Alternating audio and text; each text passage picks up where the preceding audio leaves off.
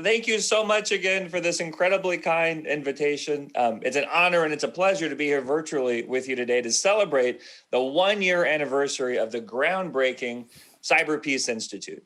I just kind of a quick aside, I myself got interested in Cyberpeace during a visiting gig that I did at Notre Dame back in 2013. And at the time, I was writing a book on cyber war, bit depressing, but I came across the positive peace literature there, which got me thinking about flipping the paradigm. What's the best we can hope for in terms of peace on the internet, and how can we all get there together? Which are some of the key themes we're exploring today. Now, as many of you know, 10 years ago, relatively little had been written about cyber peace. I'm happy to say that's no longer the case. But, back then, the ITU, the World Federation of Scientists, the Vatican did some groundbreaking work on defining cyber peace, in part as a universal order of cyberspace built on a wholesale state of tranquility, the absence of disorder and disturbance or violence. But even they realize that such a definition can't be watertight, but rather it's incremental in its list of ingredients. So I guess you can say that I've been baking ever since, working off that ingredients list. And I reorganized that book project, which became Managing Cyber Attacks in International Law, Business and Relations in Search of Cyber Peace. And it was very much a search, with each chapter going up the stack, as it were, talking about the governance challenges in the hardware, the supply chain levels, up to what firms, countries, and the international community can do to contribute to the cause of cyber peace. Asked lots of folks during this interview process for the book what they considered cyber peace to be, and I got back some wonderful answers, I thought at least. Michael Dubose, who used to head up the U.S. Department of Justice Cybercrime Division, told me cyber peace would be an entire weekend without my BlackBerry going off. That was a bit dated, of course, at this point, but you get the idea.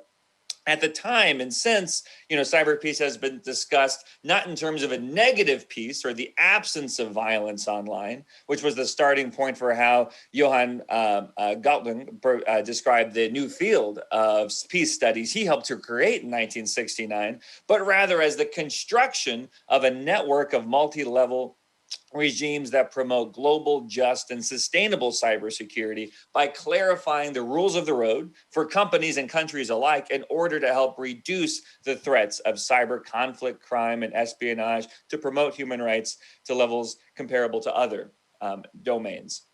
Indeed, Professor Galtung defined violence in part as the cause of the difference between the potential and the actual, between what could have been and what is, extrapolating from that logic as technology advances, be it biometrics or blockchain, the opportunity cost of not acting to ameliorate human suffering, I'd argue, grows, as do the capabilities of attackers to cause harm.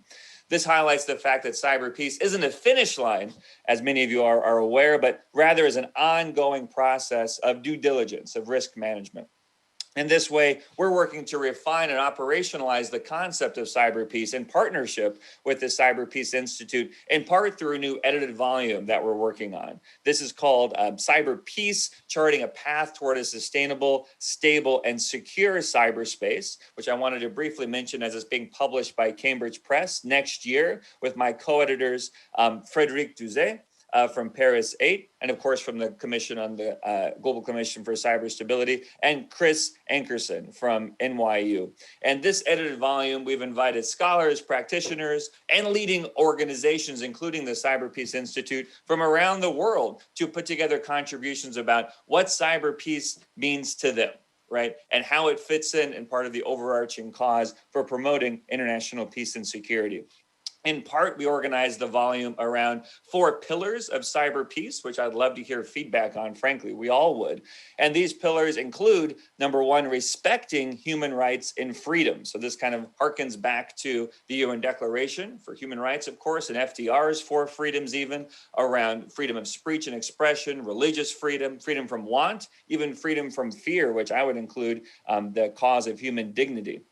As well as number 2, spreading internet access along with cybersecurity best practices, strengthening multi-stakeholder governance mechanisms as well to ensure that diverse communities are both heard and empowered online. It's number 3. And number 4, promoting stability as well as sustainable development, since so the Sustainable Development Goals themselves are tied up intricately with the cause of cyber peace and cybersecurity, I'd argue. So it's going to be a wonderful volume that's going to be coming out. But I'd be happy to answer any questions that folks might have about that at a later date. But I just wanted to put that on people's radar.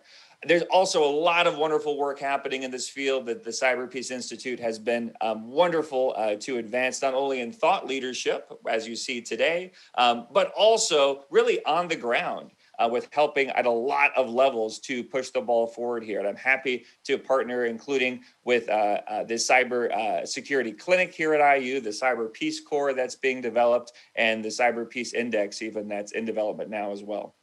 And much of this work, a lot of time and effort has been done to show how the Ostroms in particular and this idea of polycentric governance is instrumental to cyber peace, which is something that, I think has a lot of potential to still unpack further, since it's so important to build trust in diverse communities. After all, as Lynn Ostrom said, who won the Nobel Prize in Economics 10 years ago now, it's the most important resource, trust.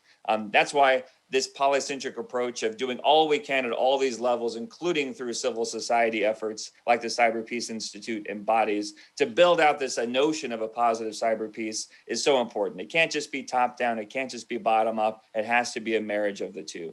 And this growing ecosystem of scholars, practitioners, and organizations, including the Cyber Peace Institute, are really spearheading this cause of cyber peace. And that gives me great hope for the future of the field and for ensuring human dignity and equity online, which is the focus of panel 2, which I couldn't be more excited about. So again, I just wanted to thank you so much for this invitation to offer a few quick remarks.